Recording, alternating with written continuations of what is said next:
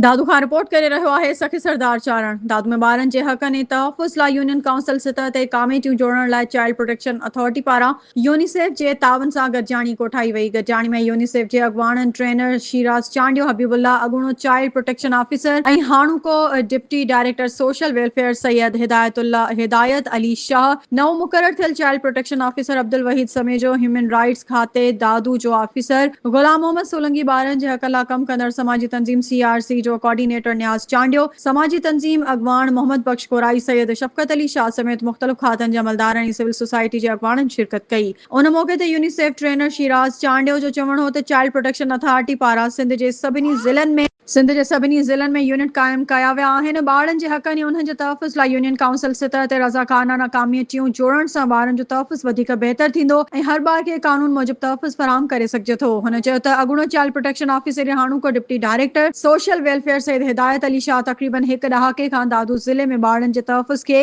यकीनी बणाइण में पंहिंजो किरदारु बहितरीन नमूने अदा कयो आहे। ज़िले में ॿारनि सां थींदड़ नाइंसाफ़ियुनि जो बर वक़्ति नोटिस वठंदे उन्हनि जे तहफ़ुज़ खे यकीनी बणायो आहे। संदसि जूं काविशूं ऐं कोशिशूं साराह जोॻियूं आहिनि। उमीद त नओं मुक़रर थियल चाइल्ड प्रोटेक्शन ऑफिसर बि पंहिंजो कम नेक नियति सां अदा कंदो। हुन चयो त असां सभिनी जो फ़र्ज़ु आहे त पंहिंजे ज़िले ऐं सूबे जे ॿारनि खे तहफ़ुज़ ऐं उन्हनि जे हक़नि लाइ जोड़ियल कानून ते अमल दरामद करायूं, जंहिं लाइ असां सभिनी खे गॾिजी कमु करण जी ज़रूरत आहे।